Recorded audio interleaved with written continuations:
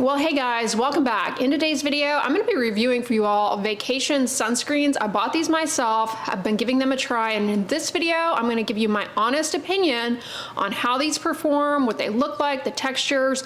Are they worth all of the hype? Well, it's got really cute and attractive packaging. It appeals to the love of those nostalgic sunscreen scents, that coconut smell, which admittedly, I love. You guys who are new here, welcome. If you're not familiar, I am not a big fan of fragrance in skincare, especially fragrance in skincare that you leave on the skin. Why? Well, it is a common allergen, common reason for a skincare product to cause problems for someone. It can be irritating, but fans of fragrance in skincare do make a good point in that some people really love fragrance. It doesn't cause any problems for them. It motivates them to apply sunscreen in this case, which is a win, okay? But I'm convinced that people have to be lying about these two really popular ones that you see on your feed. Okay, the Vacation SPF 30 Baby Oil and the Vacation Chardonnay Oil SPF 30. Now, these are sunscreen oils, which in theory should work just the same as any other sunscreen, right? Like they have to prove that they protect the skin. You know, they've got to go through the MED testing in order to be sold as broad spectrum sunscreens. However, I really do question the longevity of these products on the skin because they are super oily and super greasy. Even the Chardonnay, which is water resistant, so that implies it's going to have a little bit more substantivity on the skin surface compared to the non-water resistant baby oil one.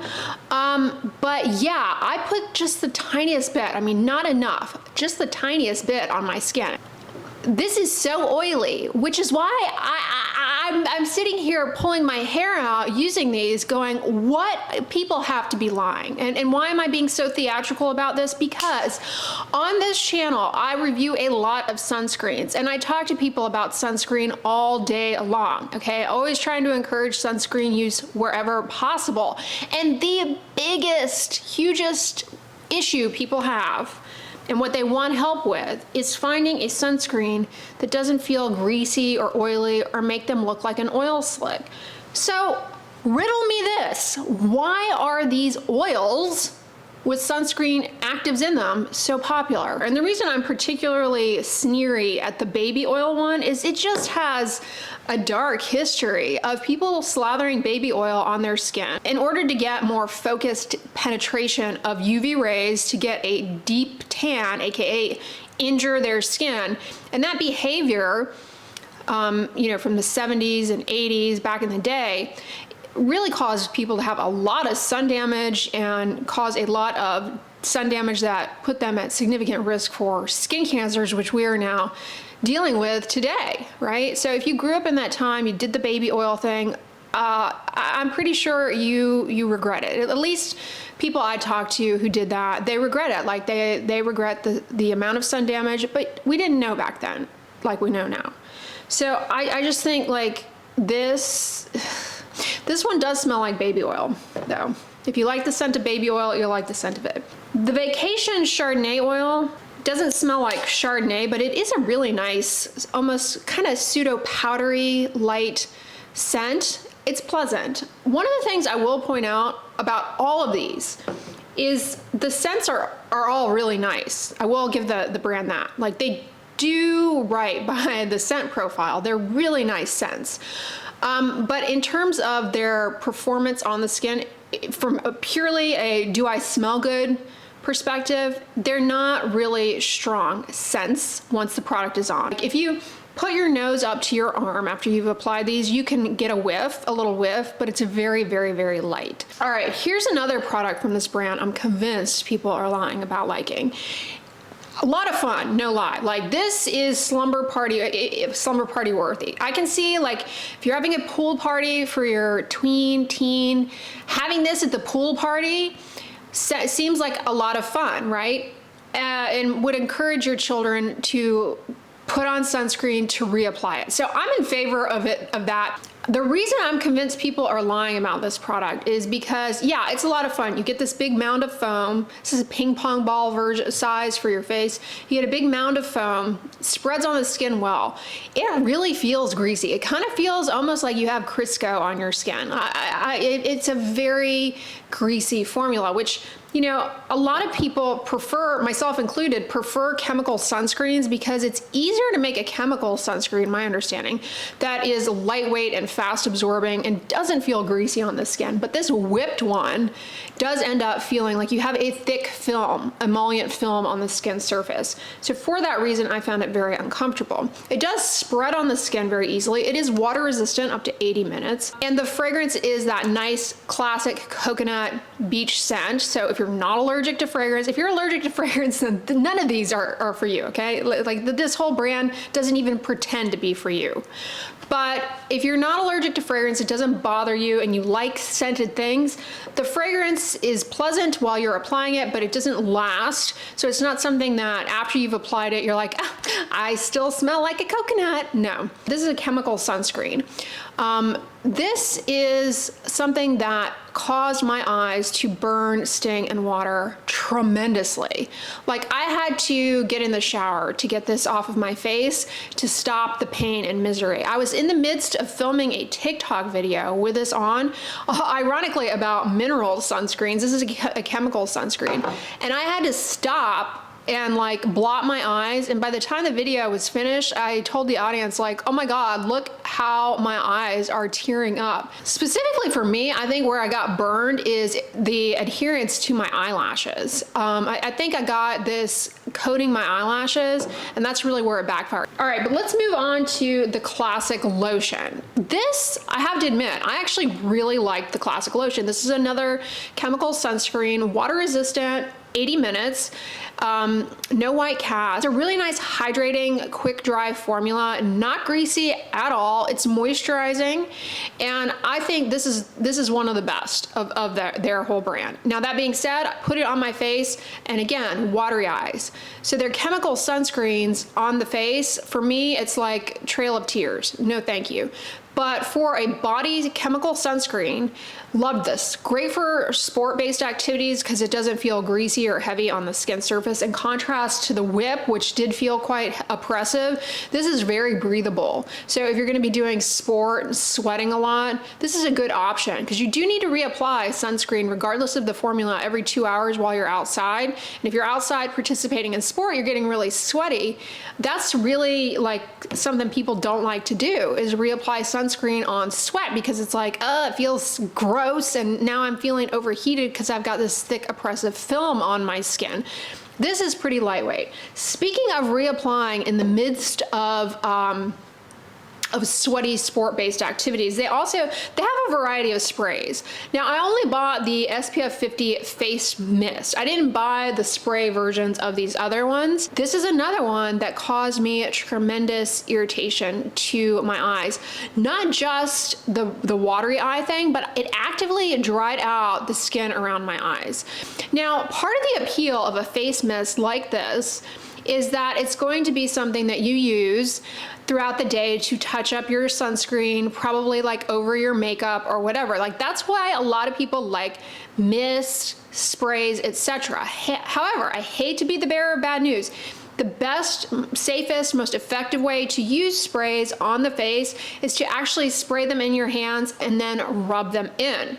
People don't like to hear that, but that really is the best way to use them, regardless of what the manufacturer tells you, because we have seen patients who rely solely on sprays and they often get burned, and a big reason is they don't rub them in, and the way the spray hits the skin, something about the perimeter of the spray, there's less, and you get a lot of skip areas, so be aware of that. But this formula in particular, really drying around the eyelids.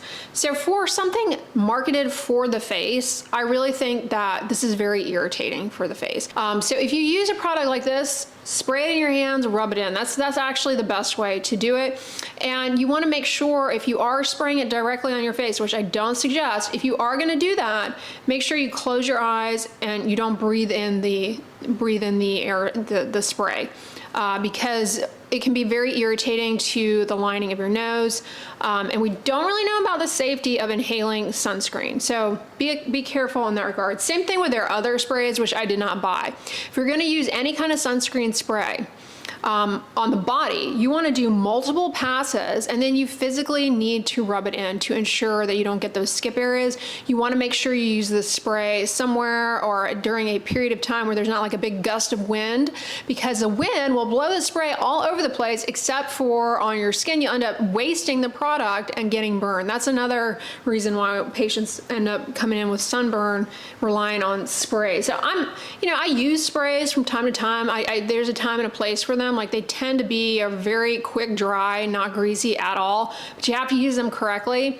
And frankly, they can, depending on the brand, be kind of cost prohibitive because you don't end up getting that many applications worth. This is 2.2 ounces, so that's about enough for, well, 2 total body applications. That being said, they market this for the face. Now, this is one that also I rather enjoyed, might I say. I'm not ashamed to admit, but it's a mineral sunscreen, and I tend to be like, mineral.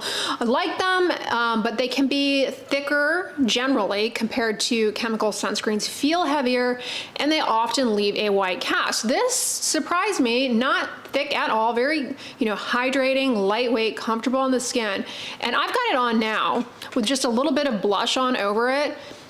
There's really no cast for me at all. So it is a pretty sheer mineral sunscreen. That being said, if you have a deep skin tone, I'm never going to come on here and play like a zinc sunscreen is not going to have some sort of chalky film on the skin of someone with a deeper skin tone. But for me, it's like chalk on chalk. All right, whatevs. But yeah, it's not super casty at all. And importantly, this did not cause any kind of pilling. Recently, I shared with you guys another SPF 30 zinc oxide mineral sunscreen that was quite pilly. This, not at all. Like this, I was able to use over the Timeless Q10 serum that I use in the morning on my face with no problem. Like I said, the fragrance is that nice coconut aroma that the brand is known for. Did not cause, didn't linger or wasn't headache inducing. I mean, it's pretty light in terms of the scent profile, I will say. All right, and then I was just objectively, based on ingredients, ready to rip these apart. And these I actually also ended up really liking, okay? These are their SPF lip balms, which you've heard me complain about the dearth of SPF lip balms. So really appreciate that we have an option here, even though, in keeping with the brand, these all have flavorant, fragrance, which is part of the appeal, right? People like putting flavored stuff on their lips. It's just part of and the scent and everything. Motivates people to reapply it. When it comes to protecting your skin on your lips, super important. See a lot of sun there and area where skin cancers pop up. Reapplying sunscreen is even more important on the lips because you're talking, drinking, so it's more likely to rub off. So these SPF lip balms are water resistant, chemical sunscreens, so they don't have any chalky white residue on the skin of the lips, but they do have the flavorant, which is a common irritant in lip balms. So the scents, the flavors, whatever you want to call it, all based around Arizona tea, which the packaging on this is very cute, okay?